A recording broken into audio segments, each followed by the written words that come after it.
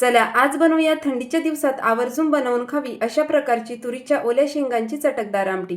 त्यासाठी तुरीच्या शेंगा सोलून घेतल्या। सोलून घेतलेले दाणे हलक्या हाताने आपल्याला 1 ते 2 वेळा स्वच्छ पाण्याने धुवून घ्यायचे आहेत। त्यानंतर हे दाणे आपल्याला कढईमध्ये भाजण्यासाठी घालायचे आहेत। तुरीचे दाणे अगदी हलकेसे स्पॉट्स पडेपर्यंत थोडंसं तेल टाकून भाजून घ्यायचे आहेत। त्यानंतर एका मिक्सरच्या भांड्यामध्ये थोडंसं जास्तीचं लसूण, आलं, थोडंसं खोबरं आणि कोथिंबीर घालून जाडसर असं बारीक वाटून घ्यायचं आहे। त्याच भांड्यामध्ये आपल्याला भाजून घेतलेले तुरीचे दाणे जाडसर असे बारीक वाटून घ्यायचे। कढईमध्ये फोडणी करता तेल घातलं, त्यामध्ये मोहरी, जिरे, कढीपत्ता, बारीक चिरलेला कांदा थोडासा लालसर होईपर्यंत परतून घ्यायचा आहे आणि वाटण घालून छान असं मिक्स करायचं आहे। अर्धा बारीक चिरलेला टोमॅटो, पाव चमचा हळद, 1 चमचा मिरची पावडर तसेच तुरीचे दाणे घालून चांगलं असं परतून घ्यायचं आहे।